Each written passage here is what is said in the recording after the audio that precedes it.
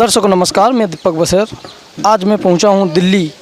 आज जो कि बहुजन समाज पार्टी के राष्ट्रीय कोऑर्डिनेटर आकाश आनंद जी के द्वारा दिल्ली प्रदेश कार्यालय से लेकर बहुजन प्रेरणा केंद्र तक पैदल रैली निकालकर माननीय कांशीराम साहब को उनके परिनिर्वाण दिवस पर पुष्पांजलि अर्पित की है। हमारी पूरी खबर देखिए।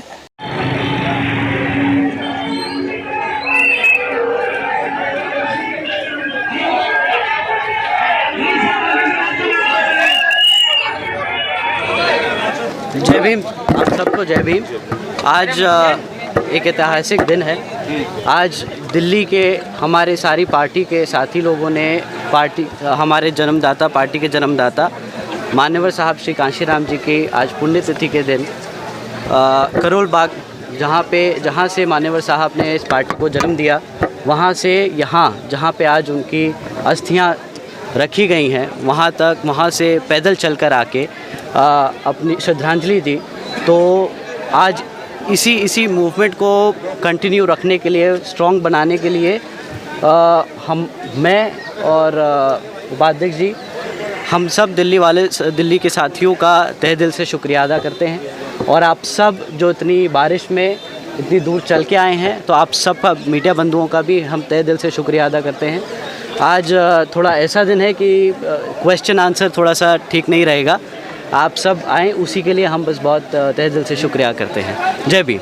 सर एक सवाल है। जिस तरह से मान्यवर साहब ने एक सपना देखा था समाज को एक विशाल एक सत्ता हाथ में देने के लिए जी, उसके लिए आज मान्यवर साहब का जो परिनिर्वाण हुआ था जी, और आज के दिन याद भी किया जा रहा है जी, तो समाज को एक ऐसा मैसेज कैसे दिया जाएगा कि समाज जो आज एकत्रित होकर बहुजन समाज पार्टी को और समाज को मजबूत किया जा सके? देखिए, सबसे पहला जो मोटिव है इस मूवमेंट का, वो है सोशल ट्रांसफॉर्मेशन और इकोनॉमिक इमेंसिपेशन का, जो मान्यवर साहब ने ही दिया था। आज भी वो लड़ाई जारी है। इस चीज़ को स्ट्रेंथन करने के लिए बहन जी ने और समाज ने एक मांग करी थी पार्लियामेंट में कि मान्यवर साहब को भारत रत्न की उपाधि से सम्मानित किया जाए। तो यही हमारी डिमांड है, यही हम दोबारा आज दोहराते हैं और यही हमारा समाज डिमांड करता है। बीएसपी की रणनीति सभी लोग जानते हैं कि हम लोग बहुत ज़्यादा शोबाजी नहीं करते हैं। इंटरनली हम बहुत स्ट्रांगली अपनी स्ट्रेटजिकल तरीके से जितने भी इलेक्शन हैं उन सारे इलेक्शंस की तैयारी कर रहे हैं और उसका रिजल्ट जो है बहुजन समाज पार्टी के लिए बहुत अच्छा और आम जन के लिए बहुत अच्छा आएगा। पीछे आप प्रतिमा देख रहे हैं, भाई साहब थोड़ा सा साइड हो जाओ भाई, साइड। मान्यवर साहब कांशीराम जी, बाबा भीमराव अंबेडकर जी और हमारी राष्ट्रीय अध्यक्ष बहन जी की प्रतिमा है।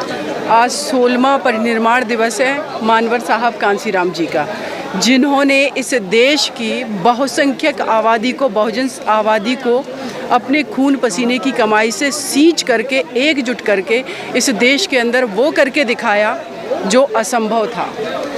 आज मैं उनको श्रद्धा सुमन अर्पित करती हूँ और मैं ये भी कहती हूँ कि इस बहुजन समाज का कोई भी नेता किसी भी पार्टी में हो, अगर, क्योंकि वो कहीं पर भी होगा, वो दबाव में रह करके अपनी बात तो नहीं कर पाएगा, और जब वो बात करेगा तो आपने जो अभी सवाल किया उसका यही जवाब है कि जब वो बात करेगा तो उस पार्टी उसको ये दिखाएगी कि नहीं, ये बहुजनों के खिलाफ काम करने वाली पार्टी है। चाहे वो आम आदमी पार्टी हो, चाहे वो बीजेपी हो, चाहे वो कांग्रेस पार्टी हो। तो हमारे नेताओं के साथ ऐसे ही किया जाता है। जितने भी नेता हैं, चाहे वो मिनिस्टर हों, एमएलए हों, एमपी हों, किसी भी पद पोजीशन पे हों, अगर वो अपनी आइडियोलॉजी की बात करते हैं तो ऐसा ही उनके साथ किया जाता है और वही उनका असली चरित्र पार्टियों का निकल करके सामने आ जाता है, जैसा कि हम सभी लोग देख रहे हैं। लेकिन आरोप लग रहा है कि हिंदू धर्म को कमज़ोर करने की बड़ी साजिश है ये बहुजनों। हम लोग हिंदू धर्म को कहाँ कमज़ोर कर रहे हैं? आरएसएस के जो सबसे बड़े संचालक हैं वो कह रहे हैं कि इस देश में समता की बात होनी चाहिए, वर्ण व्यवस्था ख़त्म होनी चाहिए, और वर्ण व्यवस्था की बात कर रहा है हिंदू धर्म।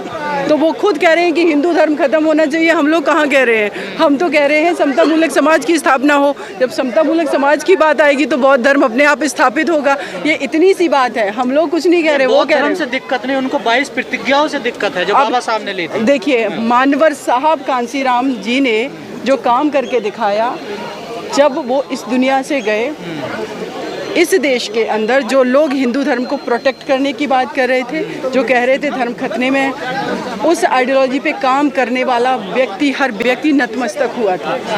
ये हमारी बहुजन आइडियोलॉजी का कमाल था, काम था। इस देश में जो सत्ता पर बैठेगा वो आमजन की बात करेगा, आम हित की बात करेगा। रिलीजन सबका इंडिविजुअल मैटर है, इस पे मैं बहुत कमेंट नहीं करना चाहती हूँ, पहली बात। दूसरी बात, आज यहाँ पर आप देख रहे हैं इतने लोग एकत्रित हुए, बारिश में सड़कों पर हैं। किसी को किसी धर्म से मतलब नहीं है, सब मानवर साहब ने जो करके दिखाया उस रास्ते पर चल रहे हैं। सत्ता में काबिज हो रहा है, अपने लोगों के लिए स्कूल की व्यवस्था करनी है, फ्री एजुकेशन करनी है, अच्छा यातायात करना है, लोगों के साथ भेदभाव ना हो उसके लिए काम करना है, बेटियां सुरक्षित हो उसके लिए काम करना है। ठीक, उसके लिए तो मोदी जी। अरे आप सुनिए मेरी बात, एक ही चीज़ पर आप क्यों अटके हुए हैं? धर्म के आप डेवलपमेंट की बात करिए ना, आपको आंसर मैंने कर दिया, आप उस पर क्यों बार बार? ठीक है, कांग्रेस पार्टी जो है वो खड़गे को बनाने की बात कर रही है, तो ये चैलेंज तो बढ़ते जा रहे हैं ना। ये क्वेश्चन जो है, ये क्वेश्चन कांग्रेस से पूछिए। आपके चैलेंज बढ़ रहे हैं तो कैसे? मेरे बिल्कुल चैलेंज नहीं बढ़ रहे। अगर हमारे चैलेंज, बहुजन समाज हमारे साथ है, हमारे चैलेंज कहाँ से बढ़ रहे हैं? अगर चैलेंज हमारा बढ़ रहा होता तो राहुल गांधी जी के साथ में या किसी के साथ में, वो तो अभी तक ये डिसाइड नहीं कर पा रहे हैं। आप लोगों ने देखा किस तरीके से राजस्थान में उथापतल हुई ना, तो कहाँ से चैलेंज है? वो खुद आपस में लड़ रहे हैं। हमारे लिए कोई चैलेंज नहीं है, हम लोग एकजुट हैं। हमारी राष्ट्रीय नेता है बहन सुश्री कुमारी मायावती जी, उनके नेतृत्व में हम लोग काम करें, हमारे यहाँ कोई कॉन्फ्लिक्ट नहीं है। आंकड़े जो हैं वो कुछ और बता रहे हैं। अब देखिए कौन से आंकड़े, आपके पास कोई डेटा आप दिखाइए। यूपी में आप डेटा, विधायक जीता है, वो बड़ी चुनौती है ना, लोग घबराए हुए हैं। बहुजन समाज आज बीजेपी इस देश में बहुत बड़ी संख्या में मैंडेट में है। एक बार आपको याद है, एक सीट उसकी भी थी लोकसभा में, तो फिर 2 सीट थी लोकसभा में, और जबकि उस पार्टी का गठन कब हुआ था आप बताइए? हुआ ना, हमारी पार्टी बाद में बनी। और हमारी पार्टी में जिन लोगों ने काम किया, खून पसीने की कमाई से काम किया, एक एक रुपया अपना दे करके काम किया, उनके साथ पूंजीपति थे। आप अपनी ताकत को समझिए, वो हमारे आगे नहीं है। हमारे लोग वहाँ पर हैं, जिनको गुमराह करके बुलाया वो सब यहाँ पर आएंगे, और हम इस देश की सबसे मानवतावादी, ताकत वाली, बहुसंख्यक की आवाज़ उठाने वाली पार्टी है।